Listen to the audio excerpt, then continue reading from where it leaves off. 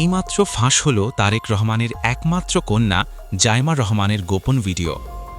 কি করছে জাইমা রহমান?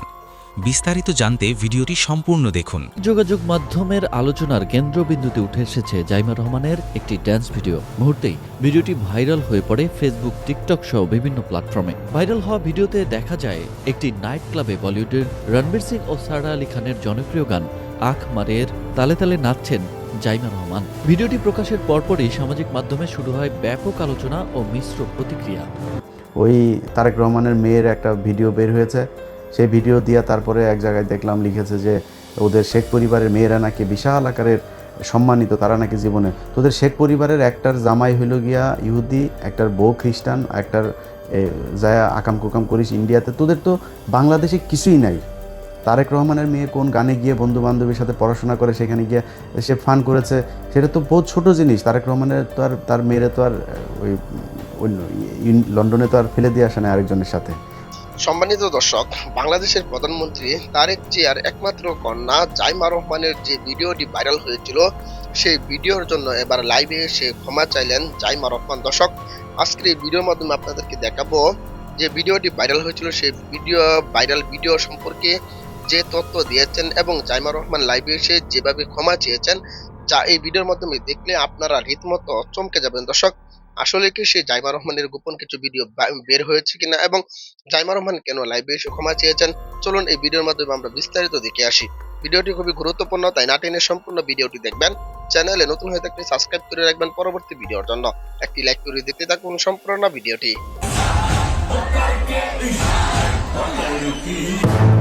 সামাজিক যোগাযোগ মাধ্যমের আলোচনার কেন্দ্রবিন্দুতে উঠে এসেছে জাইমা রহমানের একটি ড্যান্স ভিডিও। মুহূর্তেই ভিডিওটি ভাইরাল হয়ে পড়ে ফেসবুক, টিকটক সহ বিভিন্ন প্ল্যাটফর্মে। ভাইরাল হওয়া ভিডিওতে দেখা যায় একটি নাইট ক্লাবে বলিউডের রণবীর সিং ও সারা আলী খানের জনপ্রিয় গান আখ মারের তালে তালে নাচছেন জাইমা রহমান। ভিডিওটি প্রকাশের পরপরই সামাজিক মাধ্যমে শুরু হয় ব্যাপক আলোচনা ও মিশ্র প্রতিক্রিয়া। কেউ কেউ বিভিন্ন ধরনের নেতিবাচক ক্যাপশন দিয়ে ভিডিওটি শেয়ারও দিচ্ছেন, তবে এর বিপরীতে প্রতিবাদের ঝড়ও কম নয়। অনেকে ভিডিওটি এআই বা কৃত্রিম বুদ্ধিমত্তা দিয়ে তৈরি দাবি করে লিখেছেন এটি মূলত ভারতের একটি ভিডিও এডিট করে জাইমা রহমানের নামে ছড়ানো হয়েছে। প্রতিবাদকারীদের মতে নারীদের চরিত্র হনন ছাড়া এটি আর কিছুই নয়। অনেকে বলছেন জাইমা রহমানের ব্যক্তিগত জীবন নিয়ে এমন নোংরামি কাম্য নয়।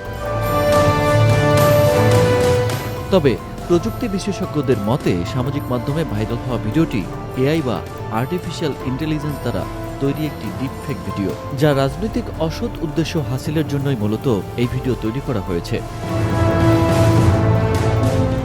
বিতর্কিত ভিডিওতে দেখা যাচ্ছে নাইট ক্লাবের রঙিন আলোয় ড্যান্স ফ্লোর মাতাচ্ছেন এক তরুণী, যার মুখ অবয়ব অনেকটা জাইমা রহমানের মতো। কিন্তু নিবিড় পর্যবেক্ষণে দেখা যায় প্রযুক্তির সাহায্যে মূল ভিডিওর উপর জাইমা রহমানের মুখ বসিয়ে দেওয়া হয়েছে, মূলত জনমনে বিভ্রান্তি ছড়ানো এবং একটি বিশেষ রাজনৈতিক পরিবারকে হেয় করতেই এই কৌশল অবলম্বন করা হয়েছে বলে মনে করছেন বিশ্লেষকরা। নেটিজেনদের একটি বড় অংশ এই ঘটনার তীব্র নিন্দা জানিয়েছেন। জনক ব্যবহারকারী লিখেছেন, এটি যারা বিশ্বাস করেন তারা আসলে নাদান শিশু।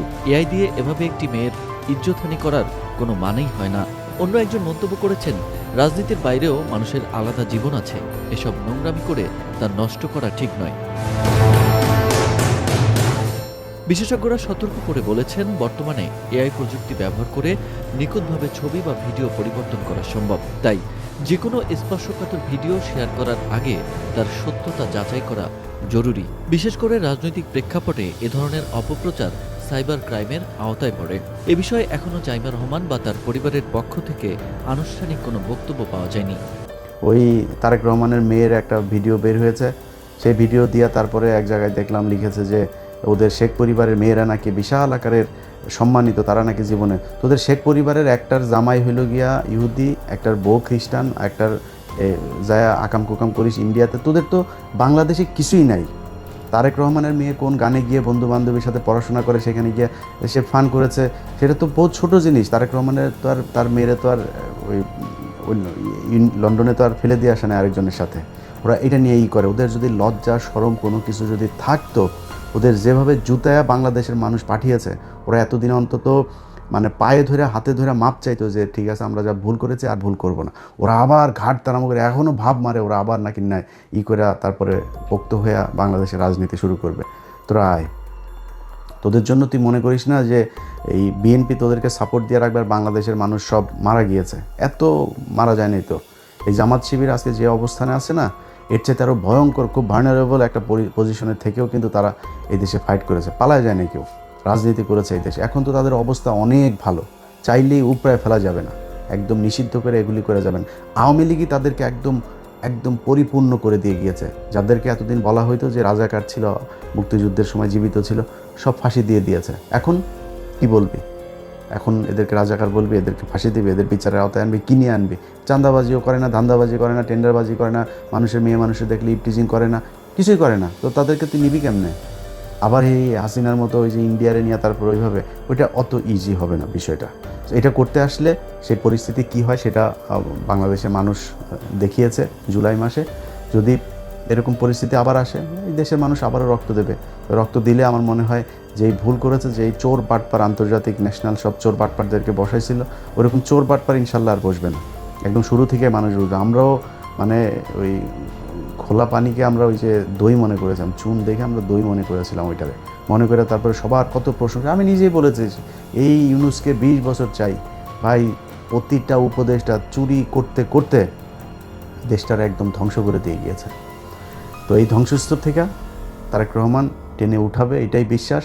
মন্ত্রিপরিষদ নিশ্চয়ই উইদিন 6 মান্থ বা 1 বছরের মধ্যে এটার পরিপূর্ণ একটা হবে।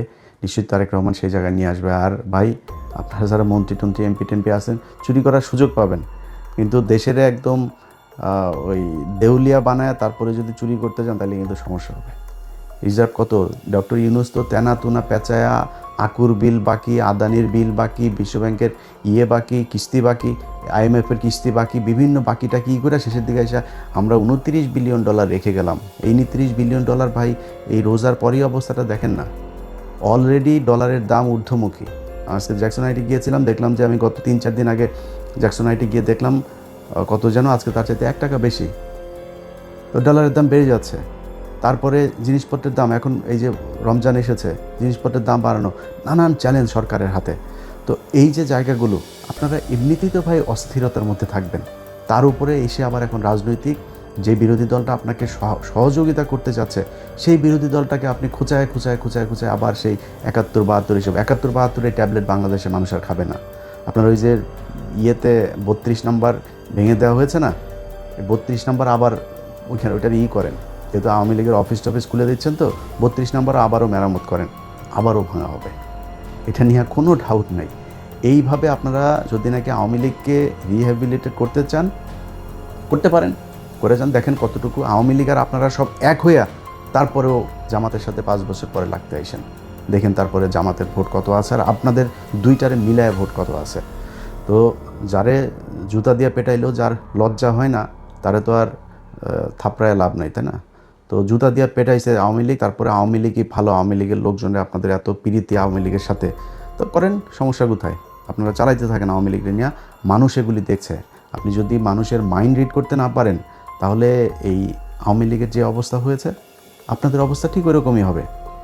আপনারা আওয়ামী লীগ এবং এই ইন্ডিয়ার আজকে এই জুলাই আন্দোলনের একদম মূল এজেন্ডা ছিল হচ্ছে এই দুইটা, যে আওয়ামী লীগ ইন্ডিয়া, এই দুইটার ব্যাপারে মানুষ এত পরিমাণে খেপেছিল, সেই দুইটারই আপনারা বিশাল প্রীতি দেখাইতে যাচ্ছেন। মন্ত্রী পরিষদটা আমি যদি নাকি নাম ধরে ধরে বলি, ওনার এত সব প্রভাবশালী লোকজন, তো আর নতুন করে আর বিতর্ক বাড়াই না, বাট আমার কাছে মনে হয়েছে যে একদম 8-10 জন একদম ইন্ডিয়ার মানে পয়দা করা মন্ত্রী এখানে বানানো হয়েছে, একদম চিহ্নিত ইন্ডিয়ান রয়্যাল এজেন্ট, তাদেরকে এখানে মন্ত্রী পরিষদে বসানো হয়েছে। সো সেই মানুষগুলিকে নিয়ে আপনারা বাংলাদেশের মানুষের সাথে তামাশা করলেন, জুলাই সনদই করলেন না, করতে থাকেন, সমস্যা নাই। এই পৃথিবী শুধু 5 বছরের জন্য না। আজকে আপনারা যেই চেয়ারে বসে আছেন, এই চেয়ারে আপনাদের চেয়ে বহু প্রতাপশালী শেখ মুজিব ছিল, বহু প্রতাপশালী শেখ হাসিনা ছিল। আজকে তাদের অবস্থা কোথায়? সম্মানিত দর্শক, আশা করি সকলে পুরো ভিডিওটি দেখলেন। এই ভিডিও সম্পর্কে অবশ্যই আপনাদের মতামত ভিডিওর কমেন্ট বক্সে লিখে জানাবেন। দর্শক, এই ধরনের প্রতিনিয়ত আপডেট ভিডিওগুলো সবার আগে পেতে অবশ্যই চ্যানেলটিকে সাবস্ক্রাইব করে পাশে থাকা বেল বাটনটি অন করে রাখবেন। পরবর্তী ভিডিওগুলো সবার আগে পাওয়ার জন্য। আজকের মতো ভিডিওটা এখানে শেষ করলাম। দেখা হচ্ছে পরবর্তী ভিডিওতে। সেই পর্যন্ত ভালো থাকবেন, সুস্থ থাকবেন এই কামনা করে বিদায় নিলাম। আসসালামু আলাইকুম ওয়া রাহমাতুল্লাহ।